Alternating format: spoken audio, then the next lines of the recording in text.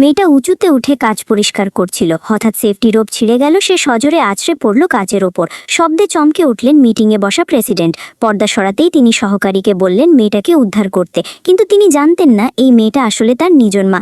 20 বছর কেটে গেছে, দুজন আর দুজনকে চিনতে পারে না। এক সময় এই মহিলা একা দুটো সন্তান মানুষ করেছিলেন। দুজনেরই ছিল জন্মগত হৃদরোগ। সেদিন হঠাৎ ছেলেটা অসুস্থ হয়ে পড়ল।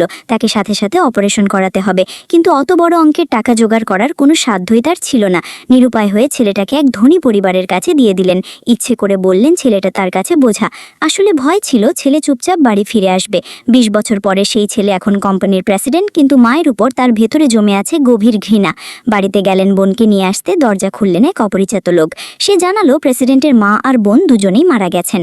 বুকের ব্যথায় সেখানেই জ্ঞান হারালেন প্রেসিডেন্ট। অন্যদিকে সেই মহিলা মেয়েকে নিয়ে মন্দিরে প্রার্থনা করছিলেন।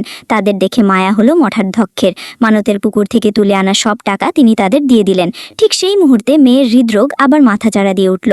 ডাক্তার বললেন আর দেরি করার উপায় নেই। মহিলা কথা দিলেন সময় মতো চিকিৎসার খরচ দিয়ে দেবেন। এরপর থেকে আরও কঠিন হয়ে খাটতে লাগলেন তিনি। দিনের 7টা কাজ করতেন। অন্য কেউ নিতে না চাইলেও উঁচুতে কাজের সুযোগ লুফে নিতেন। সেফটি রোপ ছিঁড়ে পড়ার পরেও তার প্রথম ভয় ছিল প্রেসিডেন্ট হয়তো তাকে বরখাস্ত করবেন। তাই কাকুতি মিনতি করলেন যেন চাকরিটা থাকে। প্রেসিডেন্টের স্ত্রী মহিলার জন্য মায়া অনুভব করলেন। সরাসরি $10,000 মজুরি দিলেন, কিন্তু সেই টাকা মেয়ের চিকিৎসার তুলনায় অনেক কম। প্রেসিডেন্টের সহকারী ভাবলেন মহিলা এতেও সন্তুষ্ট নন। সরাসরি তাকে অফিস থেকে বের করে দিলেন। অপারেশনের টাকা জোগাড় করতে মহিলা মেয়েকে হাসপাতালের করিডোরে রেখে দিলেন। দুজনে শুধু সস্তা ইনস্ট্যান্ট নুডলস খেয়ে দিন পার করতেন। প্রেসিডেন্ট হঠাৎ এই দৃশ্য দেখে ফেললেন। বুঝতে পারলেন মহিলা সত্যিই চরম কষ্টে আছেন। নার্সকে বললেন তাদের জন্য একটা কেবিনের ব্যবস্থা করতে।